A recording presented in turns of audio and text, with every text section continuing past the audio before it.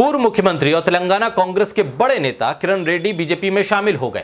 गोदी मीडिया की खुशी का ठिकाना नहीं रहा। इस खुशी में उत्साहित गोदी मीडिया कहने लगा कि तेलंगाना के नेता के बीजेपी में आने से कर्नाटक में कांग्रेस को झटका लग गया है। किरण रेड्डी से बीजेपी को हैदराबाद में, तेलंगाना में और आंध्रा में फायदा हो या ना हो, लेकिन गोदी मीडिया की माने तो कर्नाटक में बीजेपी को फायदा जरूर होगा। फायदा इतना होगा कि बीजेपी सत्ता में आ जाएगी। कर्नाटक में बीजेपी की मुश्किलें बढ़ती जा रही है। एक तरफ बीजेपी की सरकार और खुद मुख्यमंत्री पर करप्शन के आरोप लगे, तो वहीं दूसरी तरफ वो विधायक जिनके साथ मिलकर बीजेपी ने सरकार बनाई थी, अब वो विधायक हार को देखते हुए बीजेपी का साथ छोड़कर भाग रहे हैं।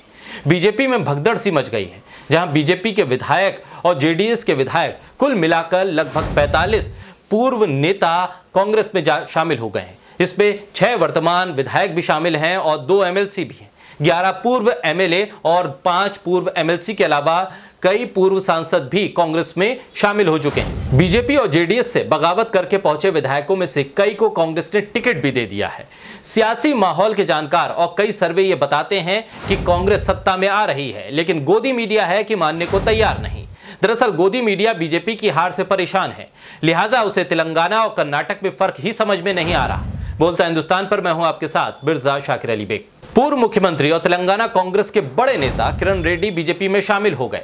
गोदी मीडिया की खुशी का ठिकाना नहीं रहा। इस खुशी में उत्साहित गोदी मीडिया कहने लगा कि तेलंगाना के नेता के बीजेपी में आने से कर्नाटक में कांग्रेस को झटका लग गया है। किरण रेड्डी से बीजेपी को हैदराबाद में, तेलंगाना में और आंध्रा में फायदा हो या ना हो, लेकिन गोदी मीडिया की माने तो कर्नाटक में बीजेपी को फायदा जरूर होगा। फायदा इतना होगा कि बीजेपी सत्ता में आ जाएगी। तो क्या एबीपी न्यूज ये कहना चाहता है कि किरण रेड्डी कर्नाटक में चुनाव लड़ेंगे या कर्नाटक में बीजेपी के मुख्यमंत्री फेस के तौर पर उन्हें उतारा जाएगा? आखिर ऐसा कैसे कमाल होता जा रहा है कि किरण रेड्डी कर्नाटक में तो बीजेपी के लिए फायदेमंद है, लेकिन आंध्रा और तेलंगाना के बारे में गोदी मीडिया नहीं बता रहा है कि वहां पर बीजेपी को कितना फायदा होगा, बीजेपी के नेता वहां पर किस तरह से उनका साथ देंगे।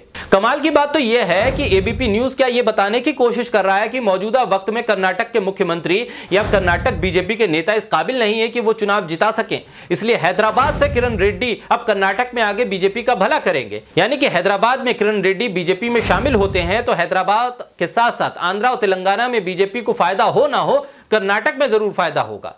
इससे तो और बड़ी बात यह है कि कर्नाटक में कांग्रेस को झटका बता रहा है गोदी मीडिया, जबकि तेलंगाना या आंध्रा में अगर कांग्रेस को झटका बताता तो भी बात हजम हो सकती थी। लेकिन ऐसा कैसे हो सकता है कि आंध्रा और तेलंगाना का नेता कर्नाटक में कांग्रेस के लिए झटका हो जाए और आंध्रा और तेलंगाना में कांग्रेस को कोई फर्क ना पड़े?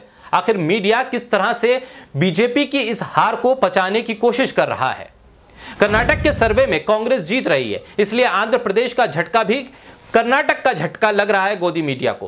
कर्नाटक में चुनावी संघनाद हो चुका है और कांग्रेस ने बीजेपी को सवालों में फंसा रखा है। चुनावी सर्वे तो बीजेपी की टेंशन बढ़ा रहे हैं, लेकिन जुबानी जंग में भी कांग्रेस बीजेपी का सफाया करती नजर आ रही है। कर्नाटक में 10 मई को मतदान है, 13 मई को चुनावी नतीजे सबके सामने होंगे। इस बार राज्य में मुकाबला बीजेपी और कांग्रेस के बीच है। सत्ता पर काबिज बीजेपी दोबारा सत्ता में वापसी का दावा कर रही है, तो कांग्रेस को अपनी जीत का भरोसा है।